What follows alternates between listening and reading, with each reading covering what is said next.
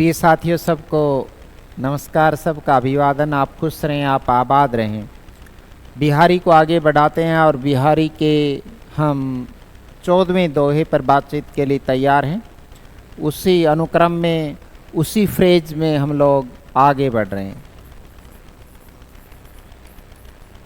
उसी फ्रेजोलॉजी में हम लोग आगे बढ़ रहे हैं कि कहीं श्रृंगार, कहीं भक्ति तो कहीं नीति की त्रिवेणी प्रवाहित की है। हालांकि अभी तक जितने भी दोहे हमने पढ़े हैं उसमें श्रृंगार का ही आधिक्य रहा। एक दो जगह पर भक्ति की मादकता प्रवाहित की है, भक्ति की तन्मयता को भी प्रवाहित किया गया। हालांकि शैली उलाहना रही है। एक जगह पर एक निष्ठता है भक्ति की। तो देखते हैं, खरी पातरी कान की, खरी पातरी कान की, कौन बहाऊ बानी, आक कली न रली करे आपका अली, अली जिए जानी। आप इस बात को अपने मन में गांठ बांध लो सखी कि आपका जो अली है वो दूसरी कली से रली नहीं कर सकता है, संभोग नहीं कर सकता है। इसी बात को यहाँ पर रेखांकित किया गया है। एक सखी कहती है कि लगता है मेरा नायक किसी दूसरी नायिका से संभोग करके आया है और वह अपने नायक से नाराज हो जाती है, जबकि दूसरी सखी समझदार है। दूसरी सखी कहती है कि तेरा नायक श्रेष्ठ नायक है। तू जिस लड़की या जिस नायिका का जिक्र कर रही है वह नायिका उसके समकक्ष नहीं है। तेरा नायक सर्वश्रेष्ठ गुणों से युक्त है, इसलिए उस दूसरी नायिका से, अन्य नायिका से संभोग नहीं कर सकता। जिस प्रकार भंवरा कितना भी प्यासा क्यों न हो, आक की कली पर रली नहीं करता, आक के फूल को नहीं चूमता, वो केवल कमल के रस का ही पान करता है। ये बात यहाँ कही जा रही है। और एक सखी, एक नायिका दूसरी नायिका को, मुख्य नायिका को समझा रही है। जो सह नायिका है वो काफ़ी समझदार है। यहाँ पर इस दोहे में पहले वाली को कह रही है, जो अपने पति पर या अपने प्रेमी पर आरोप लगा रही है कि मेरे वाला लगता है किसी दूसरी नायिका के पास रहता है। तो जो दूसरी नायिका है वो बड़ी समझदार है और क्या कहती है पहले वाली नायिका से, खरी पातरी कान की, तू तो कान की कच्ची, तू तो कान की कच्ची है बिल्कुल।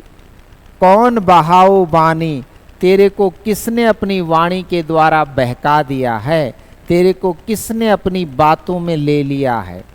बहाओ यानी बहका दिया है।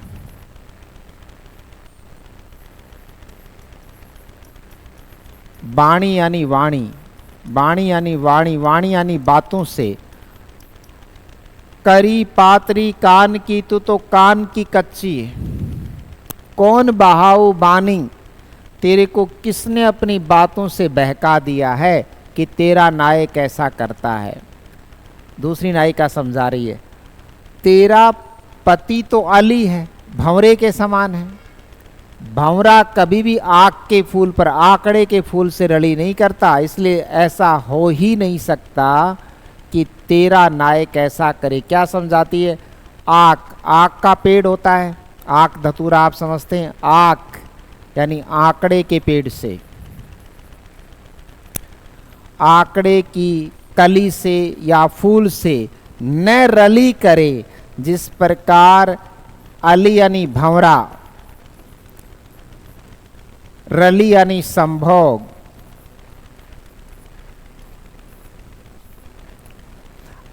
या रसपान, आक कली ने रली करे, अली भंवरा कभी भी आक के फूल से रली नहीं करता। अली यानी भंवरा, अली जिए जान, इस दूसरी का अर्थ है हे सखी ये अपने मन में तू भली प्रकार जान ले, भली प्रकार समझ ले। इस अली का मतलब भंवरा, इस अली का मतलब सखी, तो बिल्कुल बहुत प्यारा अलंकार है यमक। अलंकार कौन सा हो गया? यमक हो गया। थोड़ा सा नीति का इसमें छोंकन लगाया गया है। किसके द्वारा? बिहारी क्या कहता है, एक नायिका दूसरी से कहती है, दूसरी काफ़ी समझदार है, करी पातरी कान की कौन बहाऊ बानी, तेरे को किसने बहका दिया, आक कली ने रली करे अली, अली जिए जानी, हे सखी इस बात को अपने मन में गांठ बांध ले, जिए में जान, इसलिए तेरे को किसी ने बहका दिया है। ओके ओके, आगे बढ़ो। यस, अब आगे देखते हैं। पहले वाले में भी नीति भी थी और श्रृंगार भी था, दूसरे वाले में संयोग और वियोग श्रृंगार दोनों एक साथ हैं। सर दोनों एक साथ कैसे होते हैं? देखिएगा, पिए बिछुड़त को दुसै दुखु, हरसु जात है ये, हरसु जात पयोसार, दुर्जोधन लो, ये सो की जगह लो, देख यति तजत प्राण ही बार। आप प्रसंग को समझिएगा। एक नायिका की जब शादी होती है तो अपने ससुराल अपने प्रियतम के साथ चली जाती हैं। एक दो दिन बाद उस नायिका को पीहर जाना होता है वापस। पीहर का मतलब पयोसार, ये पूछा गया था। पयोसार का अर्थ है पीहर। पीहर बोले तो मायका, मायका जाना होता है उसको। तब वो अपने नायक को छोड़ना नहीं चाहती और पीहर भी जाना चाहती है। उसी स्थिति का वर्णन कविवर बिहारी ने किया है कि नायिका 2 दिन अपने पति के साथ रही, इसके बाद उसे अब पीहर जाना है। पति वहीं रहेगा जहाँ पर उसका गांव है, तो वो तैयार होकर भी पीहर की तरफ जाने के लिए तैयार होती है, कभी बैठ जाती है। उस नायिका की हालत यह है जैसे दुर्योधन महाभारत में प्राण त्याग रहा हो, ये हालत होती है किसकी? नायिका की। मैं नहीं कह रहा, बिहारी कह रहा है। पिए बिछुड़न, पिया से बिछुड़ेगी, पीहर जा रही है। शादी के बाद की स्थिति का वर्णन है। कोई नायिकाएं ऐसी, उन सबको पता है। पिए बिछुड़न, अपने पति से बिछड़ने का, दुसै दुख, ओहो असहनीय दुख हो रहा है। अपने पति से बिछुड़ने का असहनीय दुख नायिका को। पिए यानी पति, बिछुड़न यानी बिछड़ने को, दुसै यानी असहनीय दुखु, बहुत ज्यादा दुख हो रहा है। अब आगे पढ़िए, और हर्ष भी हो रहा है। सर हर्ष किस बात का? तो विरोधाभास अलंकार हो गया। दोनों चीजें एक साथ कैसे हो सकते हैं? विरोधाभास अलंकार।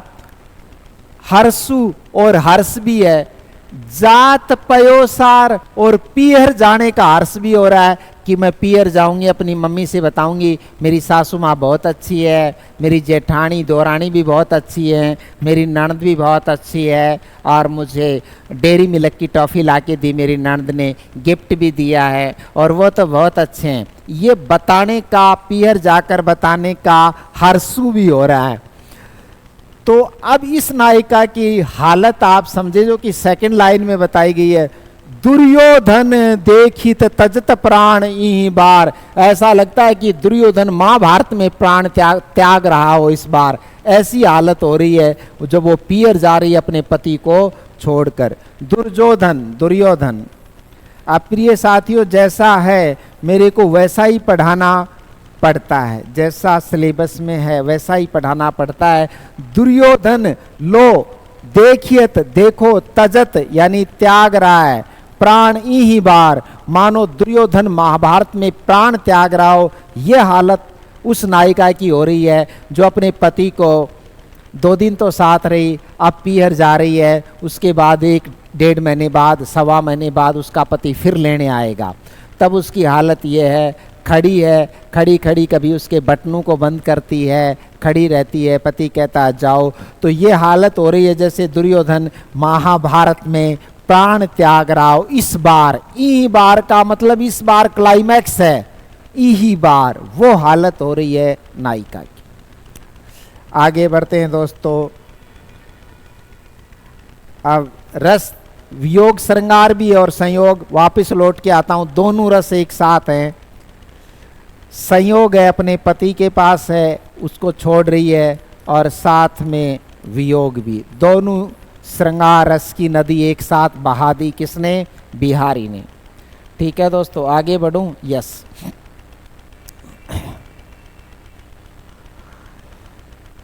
आगे बढ़ते हैं। झीने पट में, पट यानी वस्त्र, झीणो झीणो घूंघट काडू ली, झीने पट में झुलमुली सी, सी और आएगा, झीने पट में झुलमुली सी झलकती ओप अपार, सुर तरु की देववृक्ष की, मनु यानी मानो, सिंधु में यानी समुद्र में, लस्त यानी सुंदर लगती है, स पल्लव डार, ए पल्लव नहीं, स पल्लव डार। तो अब समझते हैं इसका अर्थ। जीना पारदर्शी। अब बात की महिमा समझिए। बिंब है वो चाक्षुष बिंब है, एक लड़की है, नव यौवना है, 24-22 जितने भी साल की। उसने शरीर पर जितने भी वस्त्र धारण कर रखे हैं वो पारदर्शी हैं और नीले कलर के हैं। नीले कलर का चाहे सूट हो या ओढ़नी हो, ऐसे वस्त्र धारण कर रखे हैं और वो भी पारदर्शी है। लड़की बहुत सुंदर है नायिका, उसके शरीर की चमक उन नीले वस्त्रों से बाहर दिखाई दे रही है और वो मुड़क मुड़क के ऐसे चल रही है, ऐसे बल खाती हुई चल रही है नागिन की तरह से। ये लिखा है बिहारी ने, मैं पढ़ाऊंगा अभी। तो जब वो ऐसे चलती है बल खाती हुई, लुल लुल नाचती है, जैसे वो गीत सुना है कि लुल लुल नाचूंली, तब ऐसा लगता है देववृक्ष की कोई वो डाली है। कवि की कल्पना समझिए, देववृक्ष की डाली। देववृक्ष जो होता है वो कल्पवृक्ष होता है।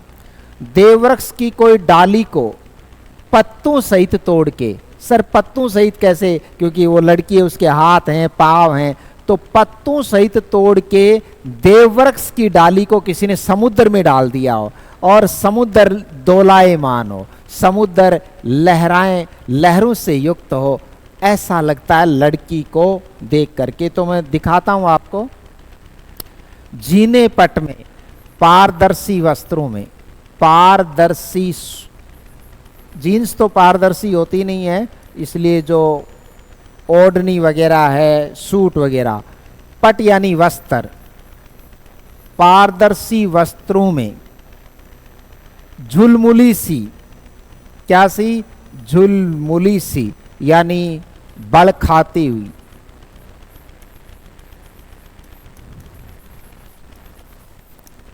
झलकती यानी झलक दिखला जा, है ना? वो गाना सुना, झलकती दीदार को तरसे अखिया, है ना? झलकती है, दिखाई देती है, चमकती है, दिखाई देती है। सर क्या दिखाई देती है? ओप, ओप यानी आभा, चमक, कांति, अपार यानी अत्यधिक। उस लड़की के शरीर का सौंदर्य बाहर दिखाई देता है, बाहर दिखाई देता है। अब कवि, इतना नाजुक सौंदर्य है और उसने नीली ओढ़नी ओढ़ रखी है। राजस्थान में भी कई जगह ओढ़ते हैं नीली ओढ़नी। ऐसा लगता है कवि को मानो, ये आ गया मनु, मनु यानी मानो, उत्प्रेक्षा अलंकार है। सुरतरु देववृक्ष की मनु मानो सिंधु समुद्र में अंदर लस्ती शोभायमान है, दोलायमान है, शोभायमान है। अब समुद्र में कोई चीज शोभायमान न होकर दोलायमान होती है। सपल्लव पत्तों सहित, पत्तों सहित, डार यानी डाली, डाली यानी शाखा। उस सुंदर लड़की को देखकर ऐसा लगता है कि देववृक्ष की, मानो देववृक्ष की कोई डाली, कोई शाखा पत्तों सहित तोड़ करके समुद्र में डाल दी गई हो और समुद्र में ऐसे वो देववृक्ष की डाली का बल खा रही हो, ऐसे गजगामिनी की तरह मुलुकती हुई, झुलकती हुई वो सुंदर लड़की जा रही है। तो यहाँ पर सौंदर्य की पूरी मादकता उड़ेल दी है किसने? कविवर बिहारी ने। जिन्हें पट में झुलमुली झलकती ओ पपार, अनुप्रासत्व भी है, जय जय और जय। जिन्हें पट में झुलकती झुलमुली झलकती ओ पपार, ओप का मतलब आभा, चमक, अपार, अत्यधिक। सुरतरु की मानो सिंधु में लस्ती, लस्ती का मतलब उल्लासित, शोभायमान हो कोई डार, ऐसी लगती है। तो बहुत गजब का बिंब बन गया है ना। एक लड़की मेरे को भी अब दिखने लग गई, एक गजब का बिंब, इसको दिखने को ही बिंब कहते हैं। इसलिए मैं कई बार तो खुद पर बात लेके कह देता हूं, दिखने को ही बिंब कह देते हैं। ठीक है दोस्तों, ठीक है सर।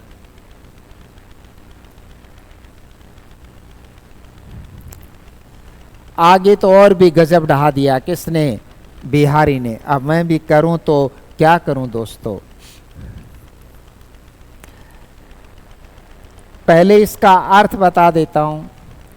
कोई लड़की बहुत सुंदर हो, नायिकाओं के कई प्रकार होते हैं, नायिका भेद दिखाया गया है। कई नायिकाएं ऐसे वन ठन के जो सुंदर भी होती हैं और सड़क के किनारे या रास्ते के किनारे खड़ी हो जाएं या बस वगैरह का इंतजार करें और खड़ी खड़ी यूं ठोडी में आंगुली गाड़ लेती हैं, खुद के का ऐसे थोड़ी सी ऐसे लगा लेती हैं और जो भी जाता है उसकी तरफ टेढ़ी होकर देखते हैं, तो कईयों का तो एक्सीडेंट हो जाता है इस चक्कर में। तो इस बात को ही दिखाया गया है। डारे यानी डालकर, डारे यानी डालकर, ठोडी गार्ड, ठोडी में अंगुली गाड़ लेती हैं, सीधी सी भाषा है। डारे यानी डालकर, ठोडी यानी ठोडी, गार्डे यानी गाड़ कर, ठोडी में ऐसे अंगुली गाड़ लेती हैं, है ना। और जाते वाले को दूर तक देखती हैं। मोटरसाइकिल वालों की तो स्पीड अपने आप ही कम हो जाती है। डारे ठोडी गार्ड, गही नैन बटोही मार। ओहो, लोग तो बंदूक से शिकार करते हैं, ये आंखों से शिकार कर लेती हैं। नैनू से, गही यानी धारण, बटोही यानी पथिक, मारी यानी मार देती हैं, पथिक को मार देती हैं, शिकार कर लेती हैं।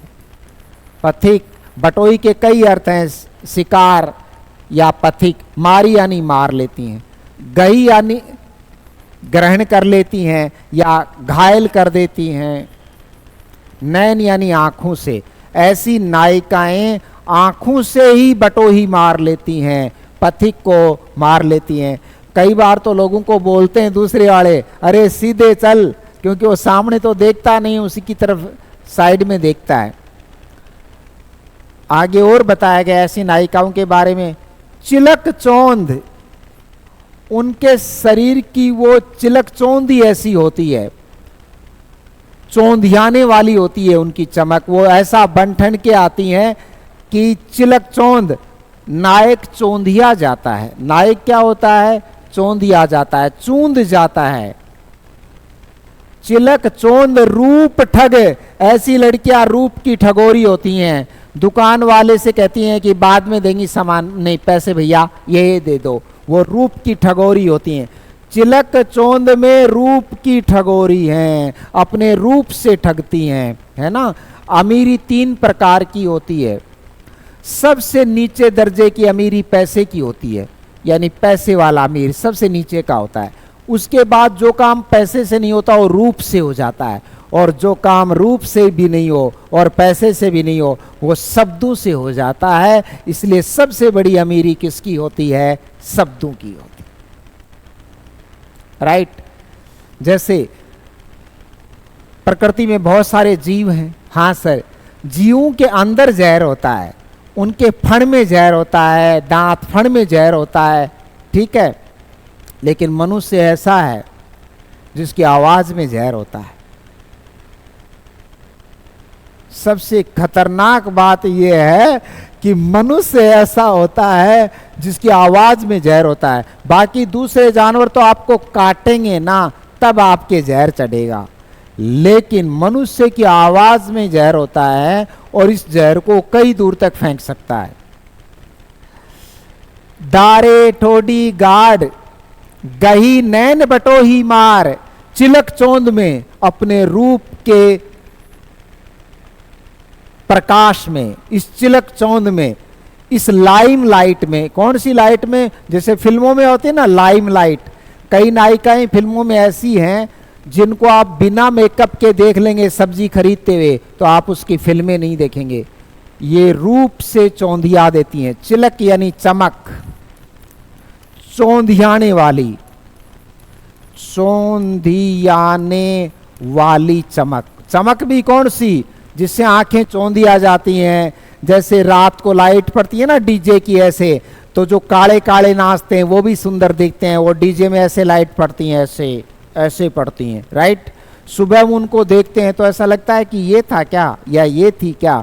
उसको कहते हैं चिलक चौंध में। रूप की ठगोरी, रूप ठग।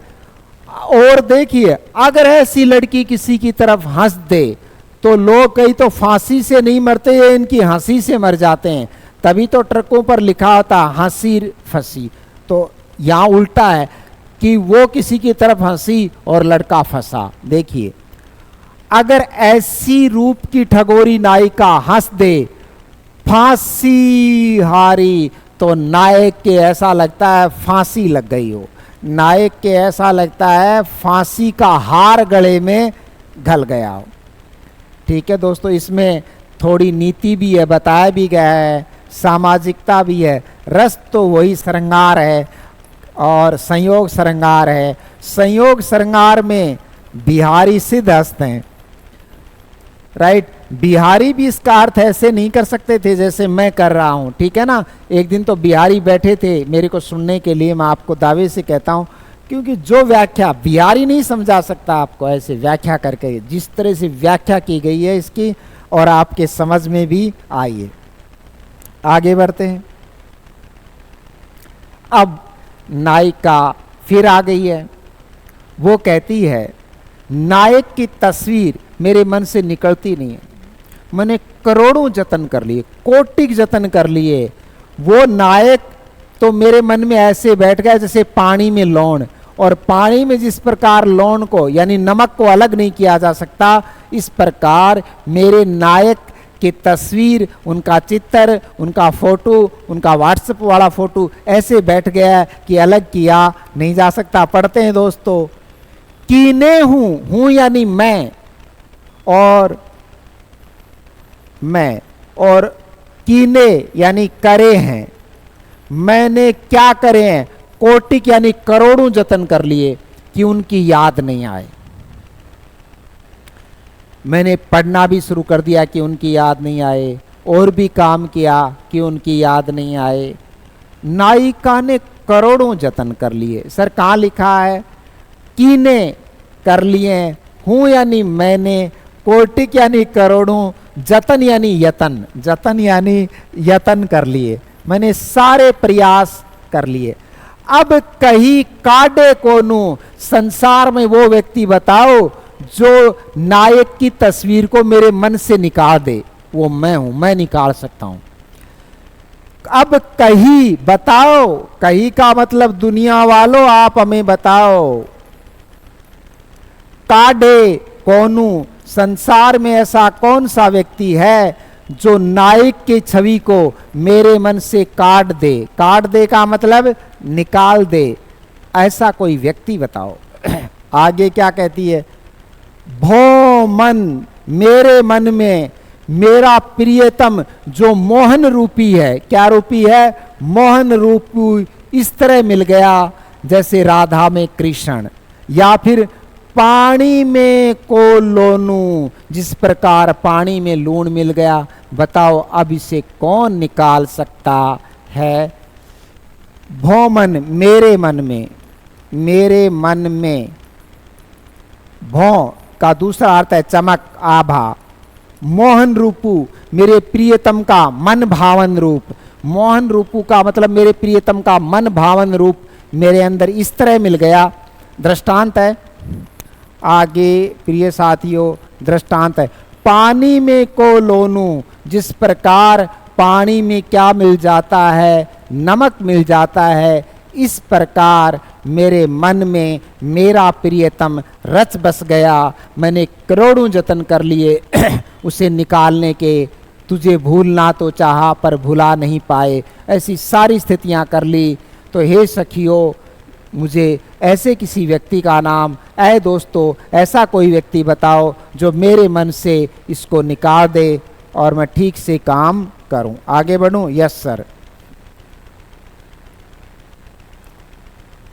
लग्यो सुमनु, ये सुमन नहीं है, सुमनु है।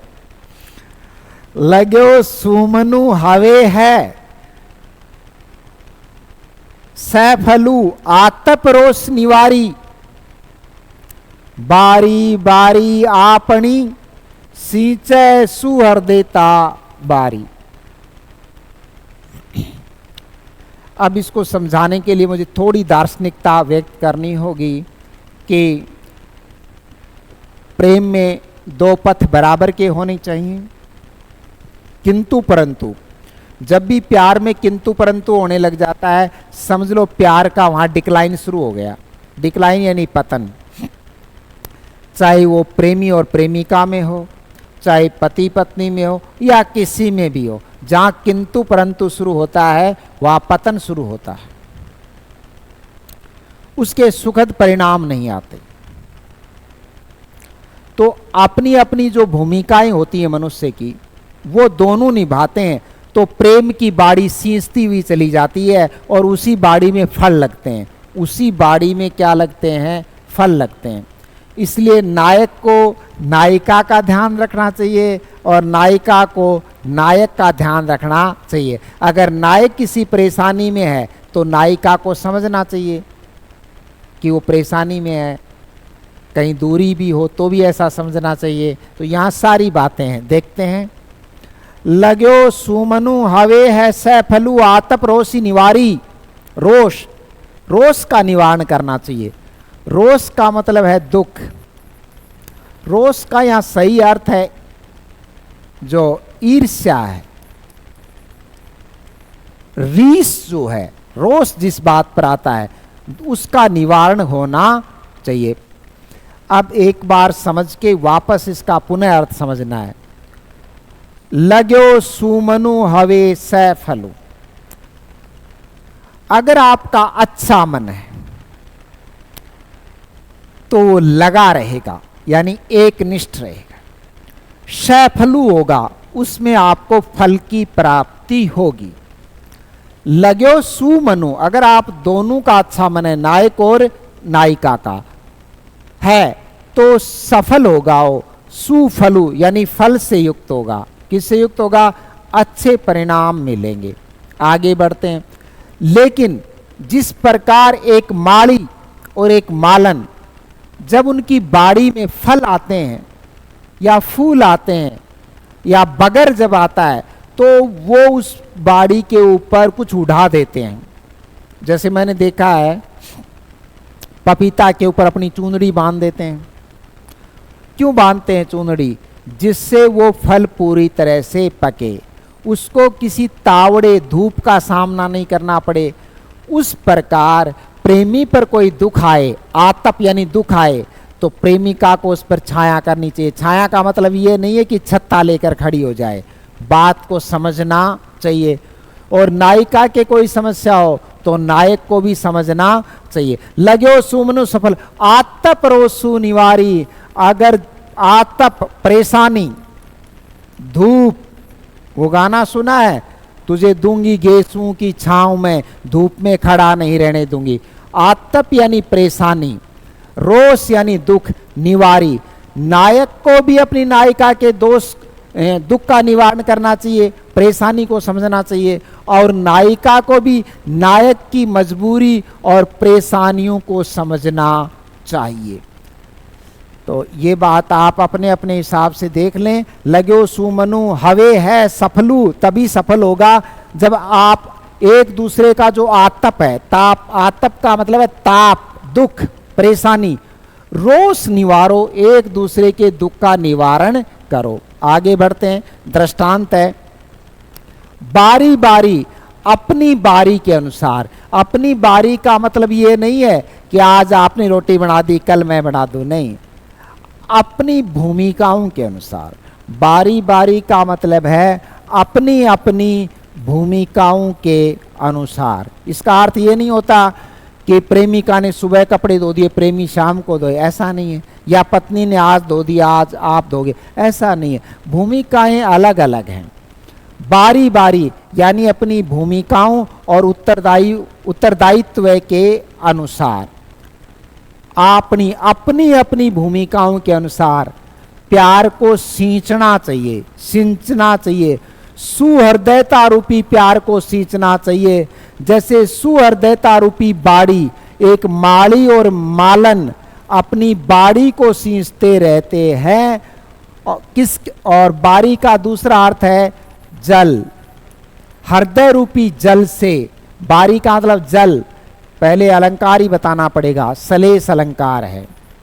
बारी का अर्थ है जल यानी वारी, और बारी का अर्थ है बाड़ी। जिस प्रकार एक माली और मालन अपनी बाड़ी को सींचते रहते हैं अपनी अपनी भूमिकाओं के अनुसार, उस बाड़ी पर कोई आतप नहीं आने देते, ज़्यादा धूप नहीं आने देते, आंधी से भी रक्षा करते हैं, और तब बाड़ी में फल लगते हैं। ठीक उसी प्रकार एक नायक या नायिका, पति या पत्नी को अपने अपने उत्तरदायित्वों के अनुसार अपने प्रेम को सींचना चाहिए, और सुहृदयता रूपी जल से सींचना चाहिए, तभी वो प्यार सफल होता है, अदरवाइज नहीं होता है। बारी बारी आपनी सींचो सुहृदयता, अच्छे मन से, सुहृदय से। बारी यानी सुहृदयता रूपी जल से अपनी उस बाड़ी को, अपने उस बगीचे को, उपवन को सींचना चाहिए। मेरे जो गीत होते हैं वो बिल्कुल भगवान बता देता है कि उस समय इसमें ये गाना फिट होता है। जैसे कलियां सही ना सही, कांटों से सजाएंगे, प्यार का एक छोटा सा घर बनाएंगे, वो जो बगीचा है वो सींचेंगे प्यार का, ये इसका अर्थ है। तो अपनी अपनी भूमिकाओं में आपको अपना काम करना चाहिए। तो प्रिय साथियों, नेक्स्ट क्लास में हम इस पर बातचीत करेंगे, और आगे जितने भी बचे हुए हैं उन पर सारी बातचीत मैं आपसे करूँगा। धन्यवाद।